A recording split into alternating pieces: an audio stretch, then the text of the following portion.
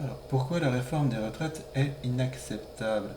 Je vais essayer ici de présenter 5 arguments pour montrer les limites de cette réforme. Tout d'abord, le premier argument, c'est tout simplement qu'allonger la durée de cotisation revient à renforcer la dépendance à d'autres sources de revenus et d'autres sources, notamment des assurances chômage ou santé.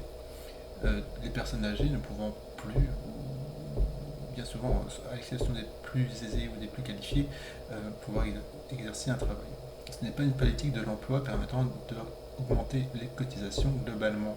C'est juste une politique, soi-disant, de comptabilité, mais qui n'a pas de lien avec l'économie réelle. C'est une économie, c'est une politique qui n'est juste que sur des, qui n'est ni incitative, ni, ni, ni répressive.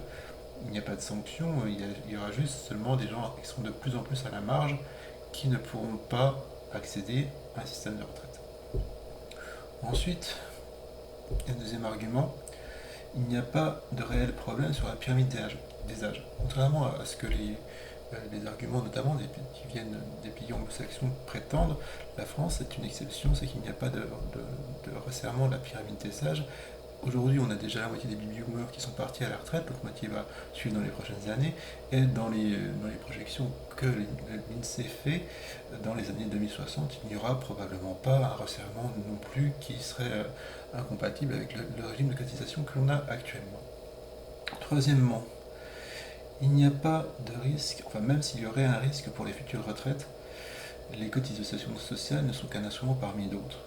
On a eu dans le passé des problèmes sur les systèmes d'assurance chômage qui étaient déficitaires. On a fait des réformes politiques ponctuelles pour les ramener à l'équilibre. Le fait de rallonger la durée de cotisation, encore une fois, ce n'est pas une façon d'inverser les valeurs politiques.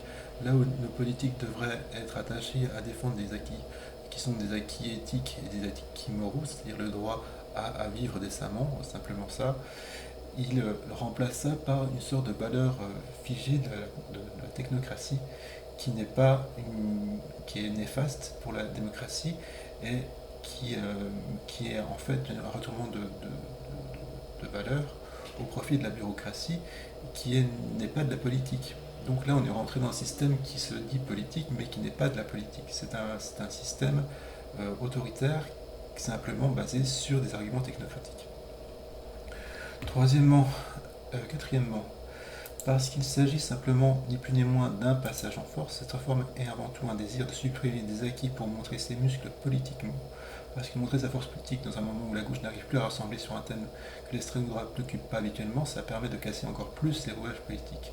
Ça crée un effet de halo, et en fait, en occupant le terrain sur une réforme qui va sans doute malheureusement passer malgré les protestations, parce que les protestations ne sont pas suffisantes, puisqu'on aura toujours cette posture technocratique qui fermerait la porte à toute contre-argumentation.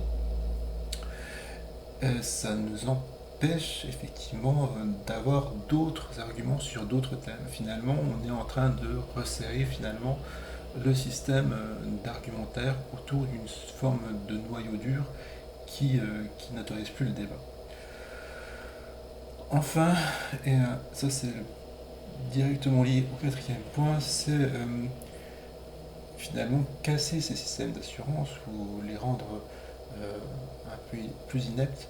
C'est aussi casser un peu le système de tradition socialiste et mutualiste qui permet, qui était un héritage du patrimoine français, et notamment au profit de forces libérales, effectivement, puisque au final, si on doit cotiser 176 trimestres pour partir à la retraite, on devra, pour avoir de sécurité, développer d'autres systèmes d'assurance qui sont des assurances privées. Ce sont une forme donc de guerre psychologique qui est en place pour manipuler l'opinion et l'amener à d'autres systèmes que ce système de répartition mutualiste.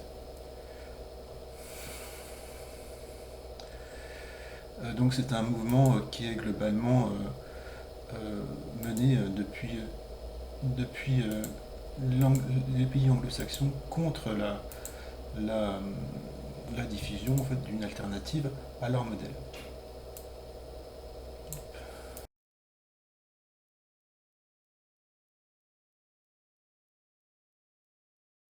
Plus de